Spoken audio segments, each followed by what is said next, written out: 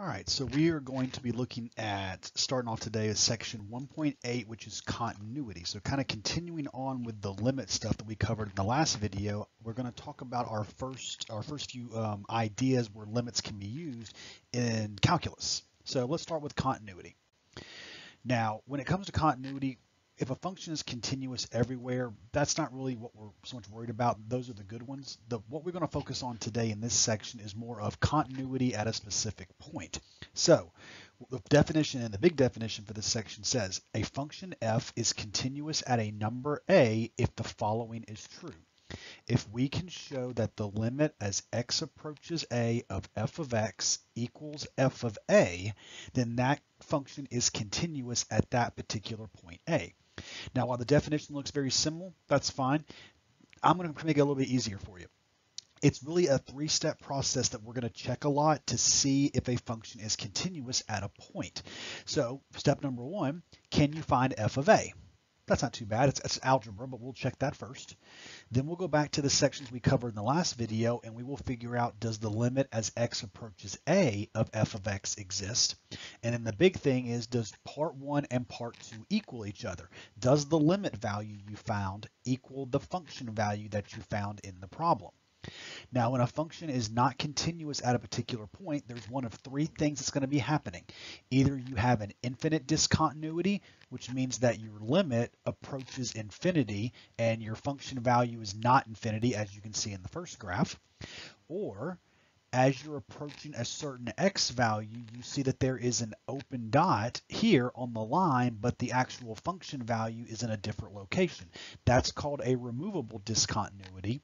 And then finally, you have what we call a jump discontinuity, where, as you can see, we'll just focus on one right here, is that when you look at the limit from the left and the right, those don't even go to the same spot. So your limit doesn't exist, and therefore there's no way that your function is continuous at those particular points. We're going to see all of these today, but that's the big definition. If a function is continuous at a number a, the limit value has to equal the function value. Now, there is a chance that if it is discontinuous, which we're going to see in a minute, there is a chance that it could be a more specific case of continuity called what I usually call right continuous and left continuous. And what this definition says is that if your function is discontinuous overall from the last definition, why don't we look more particular? We could say that if the right-hand limit of the function is equal to the function value, then it is right continuous, versus if the left-hand limit of the function is equal to the function value, it is left continuous. Those are just two specific kinds that it only applies if it's overall discontinuous. So to kind of show you that, here's my example. From the graph below, can you tell me each x value where it's discontinuous, and then tell me whether it's continuous right or from the left or neither? So the first thing I'm going to do is I'm going to go through and find all of the spots that it is discontinuous. Well, at -4, I see a removable discontinuity. At -2, I see a jump discontinuity. I see another jump discontinuity at 2, and then at 4, I see an infinite discontinuity because your left-hand limit is going off towards negative infinity.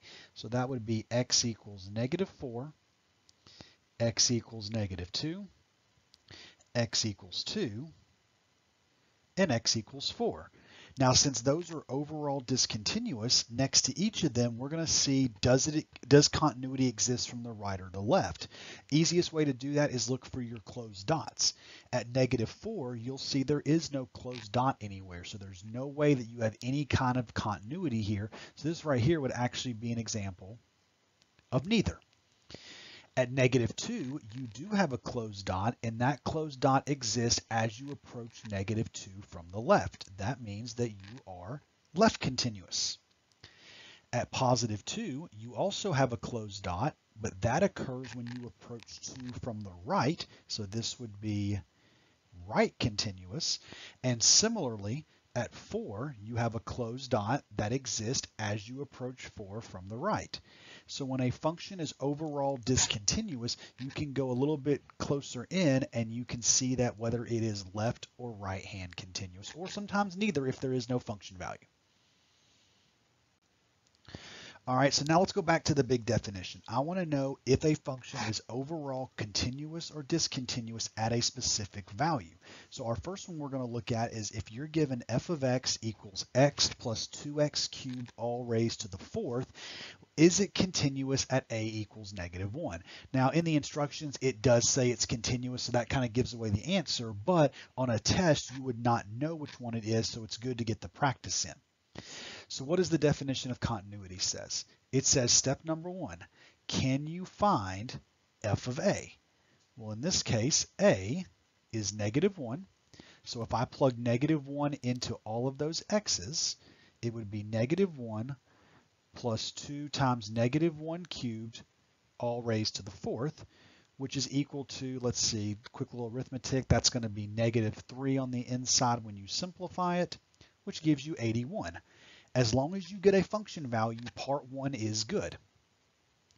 Part 2 says, can you find the limit as x approaches a of f of x?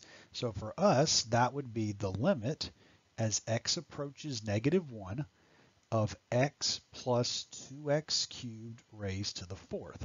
And since there's no way that this is going to be 0 over 0, you can just plug -1 in, which we kind of already did on the first one, and you're going to get 81 again. On part 2, as long as you get a limit value, you're good to go. Part 3 says, does part 1 equal part 2? And the answer is yes. You can see that 81 and 81 are the same thing. So on a test, when I don't tell you what the answer is and just ask you, is it continuous at that point, your answer would be yes, it is continuous at a equals -1. All right, so let's look at a couple of discontinuous ones. So continuous work out really nicely because everything falls into place, but how do we recognize when something is discontinuous at a point? For example, this one. F of x is x squared minus x over x squared minus 1 when x is not equal to 1, and it's just 1 when x is 1. Are we continuous at a equals 1? So part 1 still says, can we find f of a, which in this case is f of 1? Well, since 1 only exists on the second one when x is 1, it says that we have a value of 1. So good, check mark. That part works. Part 2, can we find the limit as x approaches 1 of f of x? Now remember, when we discussed limits in the last video, we don't care exactly what's happening at 1, it's what's happening around 1. And since this first function up here is the function that exists everywhere around 1, that's the f of x part you need to use. So we're going to do the limit as x approaches 1 of x squared minus x over x squared minus 1. Now, if you try to plug 1 into this, you're going to get that evil 0 over 0 case, so we don't want to do that. So instead, we're going to factor what we can. On the top, you can factor an x out of both terms. On the bottom, that is a difference of squares, so that's x plus 1 times x minus 1. And as you can see, the x minus 1's cancel, and you're left with the limit as x approaches 1 of x over x plus 1. And if you plug 1 into both of those places, you get a limit value of 1/2. That's good. Here's where the problem comes in. On part 3, does part 1 equal part 2? And the answer is no. Since part 1 and part 2 do not equal the same thing, you are not continuous at that particular value.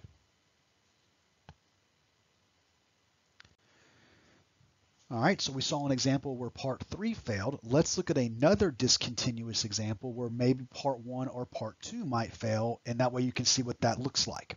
So what if you have f of x equals 1 minus x squared for x is less than 1, and 1 over x for x is greater than or equal to 1? So when you go through your rules of continuity, so once again, we're checking 1 here, just coincidence, it's the same number. Part 1 still says, what is f of a? Well, a is 1, so I'll plug that in. So you're looking for the equal sign. The equal sign is on the second part of your piecewise function, so I'm going to use that second function. It would be 1 over 1, which is 1. So part 1 is good. What about part 2? when you do the limit as x approaches 1 of f of x, unlike the last problem where it was not equal to and we knew what function existed on both sides, you have a different function being represented on both sides of 1. One of them is defined for the left-hand side of 1, and one of them is defined on the right-hand side of 1. That is not a coincidence. That is where the idea of left and right-hand limits come into play. So we have to now look at what is the limit as x approaches 1 from the left and the right. So what does it mean for you to be on the left-hand side of 1? That means you have to be less than 1. So that's going to be the 1 minus x squared. To be on the right-hand side of 1, you have to be greater than 1. So that is the 1 over x. If you plug 1 into both of these separately, the first one you'll get 1 minus 1, which is 0. The second one we already did, but we'll do it again. 1 divided by 1 is 1. That's a problem. Your left and right-hand limit do not equal the exact same number. That means that part 2 has an answer of does not exist. And one of the stipulations for this is that your limit has to exist for it to be continuous. So right away, is this function continuous? No, because your limit does not exist.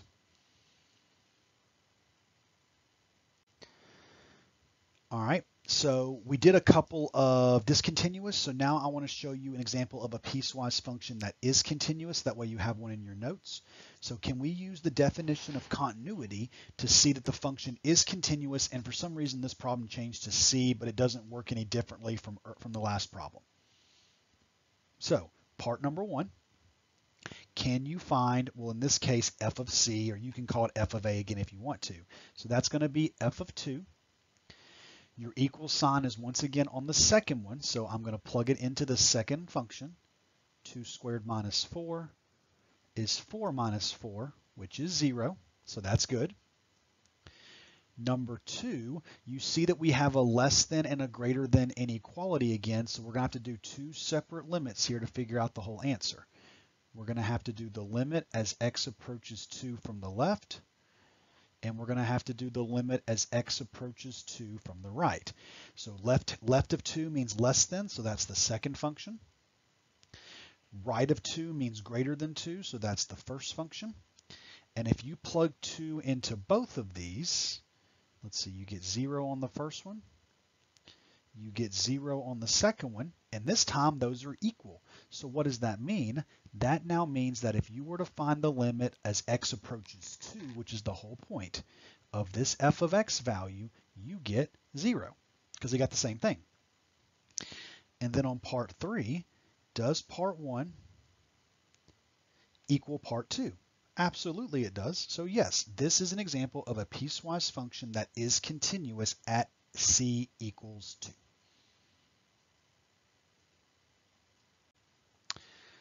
So to wrap up this first section, why don't we look at how you force something to be continuous? So what if you have a piecewise function?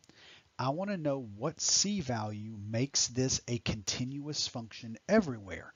Now, as you started to see on these piecewise functions, usually where the problem occurs is at the value where the inequality changes. So at x equals 2, that's the one I'm worried about having a problem with. So for this to exist, I know I could plug a number in because one of these has an equal sign, so we're good with that. But I need, as we saw in the last problem, you need the left and right hand limit to be the exact same thing. So what I want to force happen is I want the cx squared plus the 2x to equal the x cubed minus the cx at the value that I'm worried about. I'm worried about 2. So I'm going to force x to be 2, and then I'm going to find what c value makes this true. So plug 2 into this. 2 squared is 4, so that's 4c, plus 2 times 2 is 4. 2 cubed is 8, minus 2c.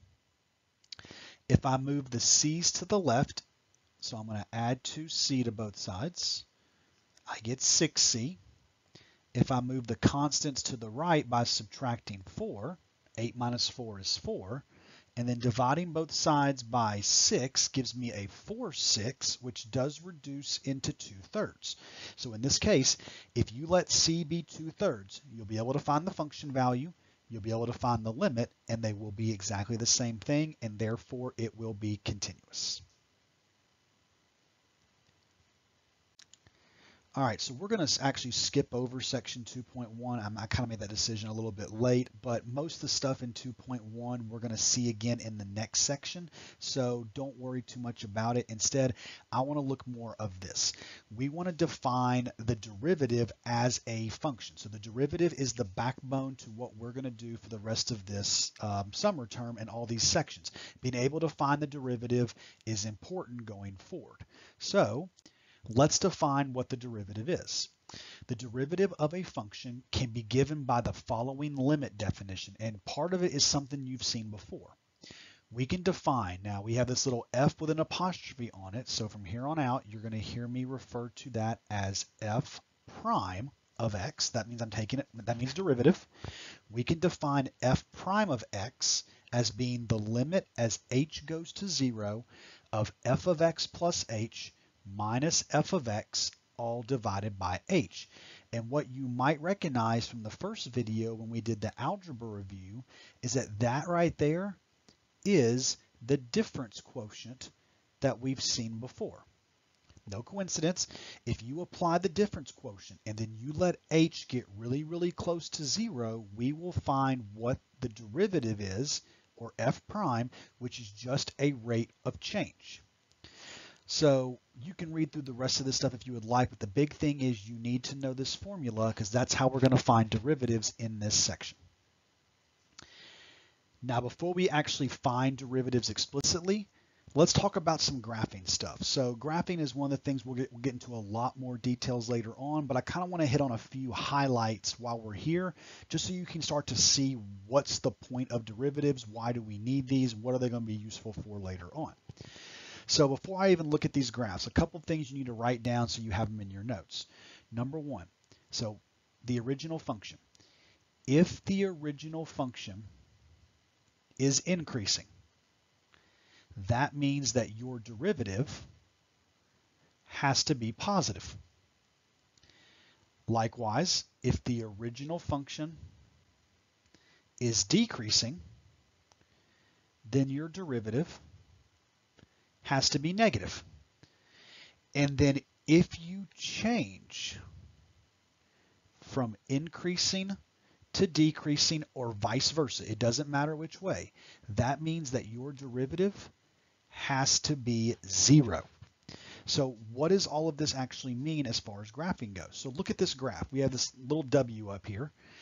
First thing I always do is I look for part 3. Is there any spots where you change from increasing to decreasing? Well, yes, there's 3 of them. 1, 2, and 3. That means at approximately the same spot on the x-axis, I need to plot those 3 points as 0 values on the derivative. So just to make it easy, I'll call this -1 and 1. So let's call this -1 and 1.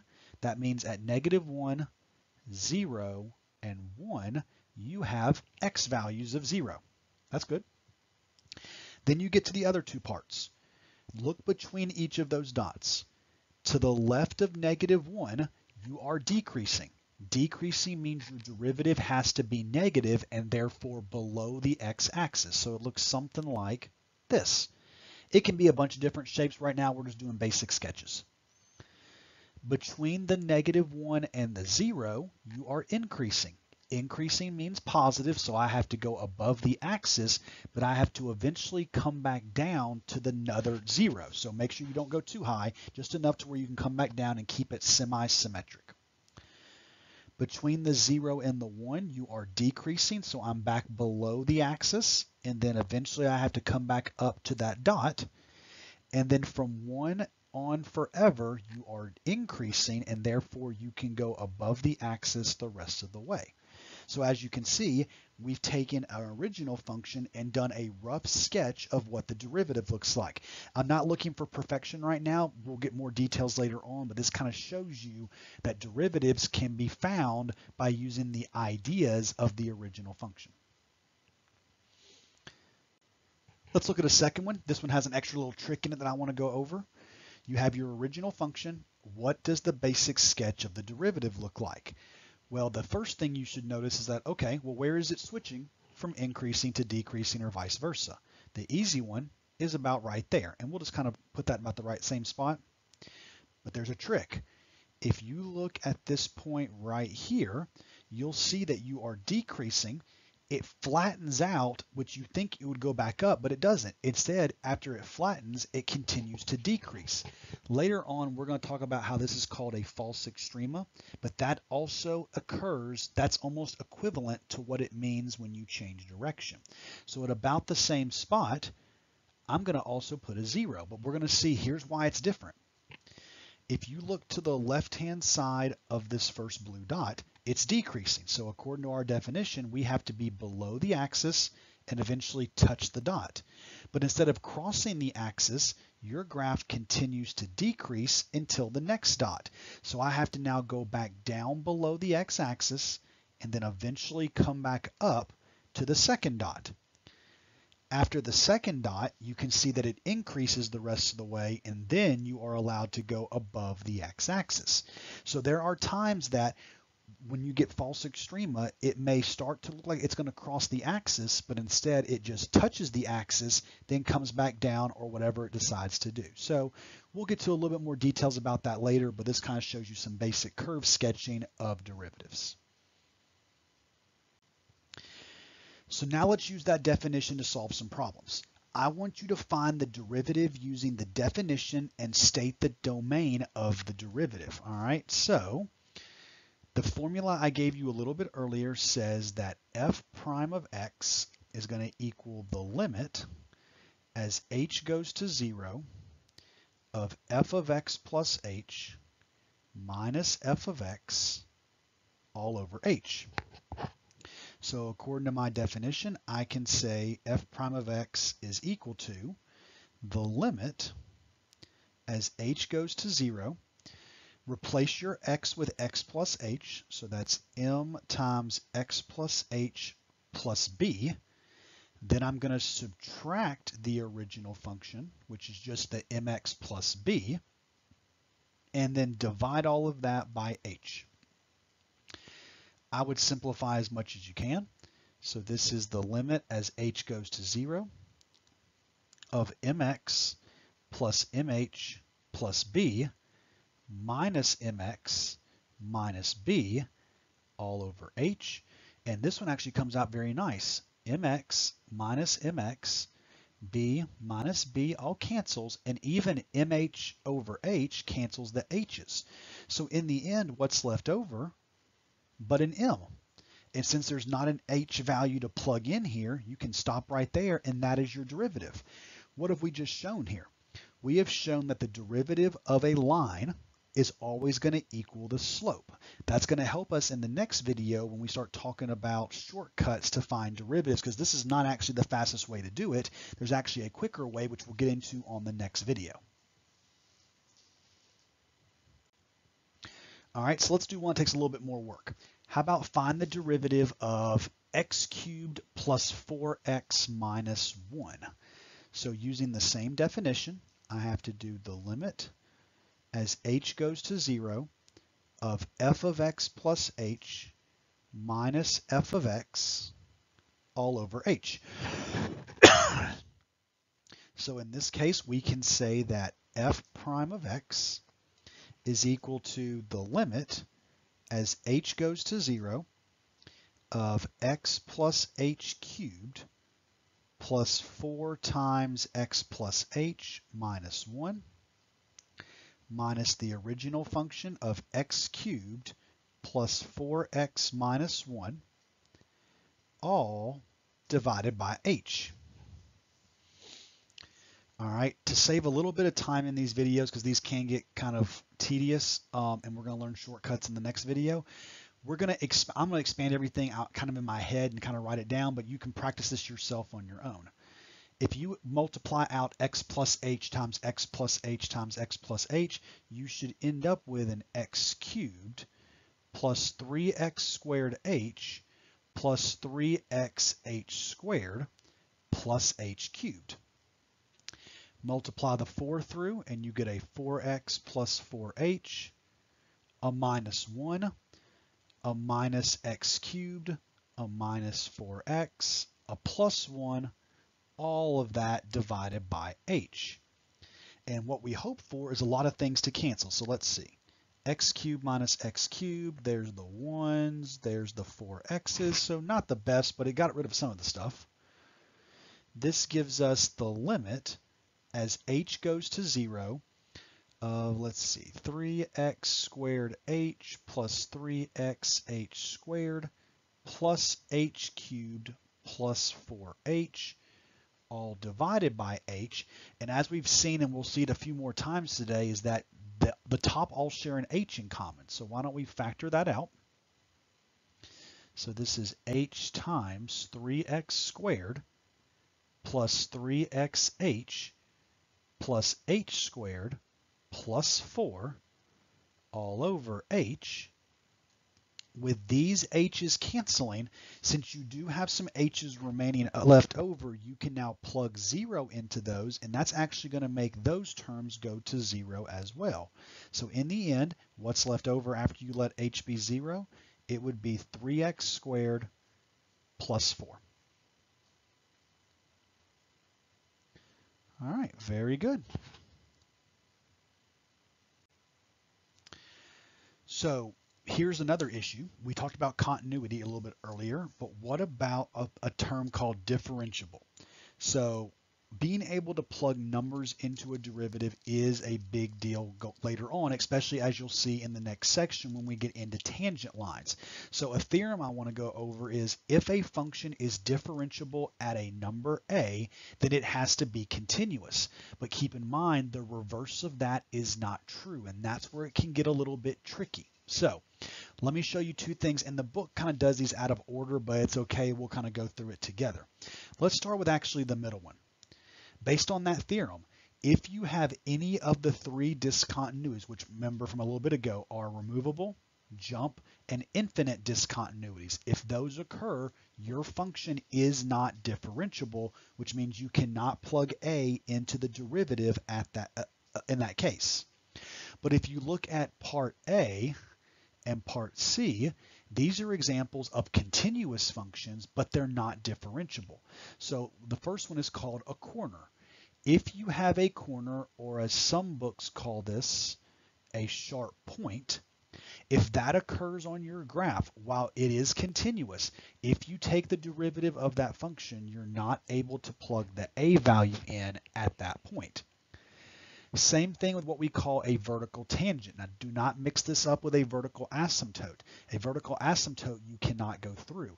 A vertical tangent actually occurs when somewhere on the graph, a portion of the graph is vertical just for maybe a split second or only for a little bit, but that's enough to cause something to not be differentiable. So if you have any of these three, any of the three discontinuities, a sharp point or a corner, or a vertical tangent, while the derivative may be possible to do, you cannot plug a number into it, and therefore it is not differentiable at that particular point. Probably the most common graph that you're used to seeing that's not differentiable is an absolute value function, and that's something that pops up from time to time. So if you remember, what does an absolute value graph look like? Well, it is a V shape that has that ugly sharp point or that corner at the origin. So the question you see up here is, well, if this is your function, where is it differentiable? Well, it's differentiable everywhere except at that point right there, which occurs at x equals 0. Now, I believe on the homework they want you to put this in interval notation, so we would actually be able to start at negative infinity all the way until you get to 0, and since I just want to jump over 0 in my interval, this is the way that we can express differentiability everywhere except at the problem points. Now, if that absolute value were to be shifted or something like that, then you could obviously adjust your interval, but that is the interval of differentiability on a basic absolute value graph. All right, a little bit of notation here. Once again, I'm going to talk for a few seconds, and then if you want to pause the video and just write down the parts that I box in, that may be beneficial. So Two things. Number one is different ways to label derivatives. You've already seen a couple of these already, but I want to box them in. While there are 7 different ways that this textbook technically expresses derivatives, we're only going to look at 3 of them for the most part, and that's the first 3. We've already seen f prime of x. I think I used y prime earlier. If not, I'm about to use it on the next one. And then we also see dy dx. Now, we won't see a lot of dy dx until the first part of your second half of material. So in 2.6, we'll do a little bit more with dy dx, but it is just a representation of the derivative. The second thing on this slide is what we call higher derivatives. There are times you need to take the derivative more than once. Usually the second derivative is about the highest we go, but we'll see a couple when you have to go higher than that. Essentially what it means is that what if you want to take the derivative again? So something you'll notice, and I'm going to box in a few things here. What if you wanted to take the derivative of a derivative? Well, that just means that you're taking what we call a second derivative. You are taking the derivative of f. And that can be done technically as many times as you want. Don't go overboard because it can get bad if you do too many times. But we're going to see sometimes you have to take multiple derivatives. Now, whether it be f double prime of x or y double prime, that's the ones that I use the most. But as I said, a little bit later on, we're going to use this dy dx notation. So something to note is that when you're taking a second derivative in the dy dx form, it looks a little weird. It's actually expressed as d squared y over dx squared, and that is how we will do it. Now, don't worry about that one too much right now. Just focus on this one and this one right here, but that's how we express multiple derivatives. So if you need to pause the video to write that down, go for it, but the rest of that stuff you can kind of ignore for right now. So I'm not going to do a whole bunch of these because we're going to learn a shortcut in the next video, but I do want to show you one time that it is possible to find multiple derivatives using our definition of the limit. So you remember a little bit earlier, we defined f prime of x as being the limit as h goes to 0 of the difference quotient, which is f of x plus h minus f of x all over h. So when I go to find my first derivative here, I can say that f prime of x is the limit as h goes to 0 of x plus h squared minus 3 times x plus h minus the original function of x squared minus 3x all divided by h. So kind of like the problems we did a few minutes ago, you need to expand all of this. So let's do that. If you expand x plus h times itself, you should end up with an x squared plus 2xh plus h squared. Distribute the negative 3, so it's minus 3x minus 3h. Distribute the negatives, so it's minus x squared plus 3x all over h. And then cancel what you can. So x squared minus x squared, 3x and negative 3x go away. And what you'll notice is that you have the limit as h goes to 0 of 2xh plus h squared minus 3h all over h. And we saw this a little bit earlier, and we're going to do it again. You can now factor in h off the top. That way you can now cancel the h over h that's there. And then remember, at this point, you can now plug the limit value in. So any h's that are left over also go to 0, and you are left with 2x minus 3. That is your first derivative. Now you need to find the second derivative, but we're going to use a little bit of a shortcut I showed y'all earlier. Remember earlier when we did the derivative of let me write it at the very top. We did the derivative of y equals mx plus b, and we said that y prime was just m. Well, look, your first derivative is 2x minus 3. And since the second derivative is just taking the derivative of the first derivative, just take the derivative of 2x minus 3. So what's the slope of that line? It is 2. you are more than welcome to use that shortcut. We're going to go over it again in the next video anyways, but that saves you a lot of time from having to do all that limit definition again. All right, and last but not least for this video, I want to go over a couple of application words that you may see. Some of y'all may already know, some of y'all may have no idea. While we're not going to do a lot of this right now, in section 2.7, which is a few videos from now, we're going to do a lot more with what these words are. So that being said, let's assume that you have a position function. That's very popular in science classes and engineering classes. What do the first and second derivatives represent of a position function? So position functions, unless otherwise noted, are defined as what we call S of t. Who decided that? No idea, but position's S of t. If you take the derivative of S, you get what we call V of t, which is called the velocity function. But you can also take the derivative again. You can find S double prime of t, which is the same thing as V prime of t, and we represent that as A of t, which is the acceleration of a function. So these go hand in hand. Position, take the derivative, goes to velocity, take the derivative again, goes to acceleration, and you can keep going from there, but we just kind of stick with the first two derivatives for right now. So to kind of get you thinking that way, the following figure shows a graph of three different functions, A, B, and C. One is the position function of a car, one is the velocity of the car, and one is its acceleration. Identify each curve in this case. So what I usually do on this, so we know that one of these is position, one of these is velocity, and one of these is acceleration. Now I'll just call them A, B, and C. I honestly usually start with the more complicated graph. So I'm going to look at graph A because it has a lot more stuff going on.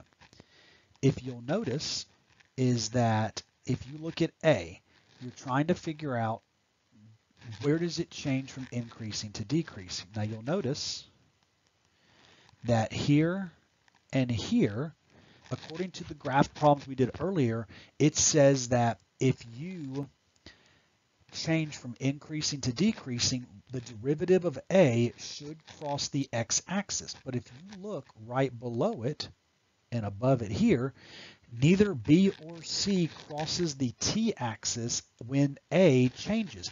That means that the derivative of A is not up there. So A is the highest derivative that we have. That being said, since acceleration is the second derivative, I know that acceleration is my A graph. All right, so just move to the next one. I don't know, let's pick B. If you look at B, kind of doing the same idea, look where B changes direction. B changes from increasing to decreasing at this point, and if you look right below it, hey, this time, that A graph that we ignored a minute ago, or kind of went past, it crosses. That means that A is the derivative of B. So I know that B equals A prime. So figure out where that matches at. Well, according to this, oh, I'm sorry. Wrote that down wrong. Let me erase that. Sorry. Ignore what I just said. I wrote that backwards. Some of y'all may have caught it. Maybe you didn't, but if you didn't, it's okay. I can say that A is equal to B prime. So by taking the derivative of B, I get A. Well, since acceleration is the derivative of velocity, in this case, I can say that velocity has to be the B graph. And then by process of elimination, you're only left with C, so I can say that C is my position graph. Now, it would have gone a lot easier if we had actual numbers and knew what these functions were, and we're going to do a lot of that, like I said, in section 2.7, but for now, note that if position is given, the first derivative is velocity, the second derivative is acceleration, and you have to be able to recognize when each graph exists. So in the next video, we're going to look at what I talked about earlier, some shortcuts to doing derivatives, because some functions are just too difficult to use the limit definitions on. So the next video, you're going to learn 4 or 5 different rules about how derivatives can be done a little bit quicker.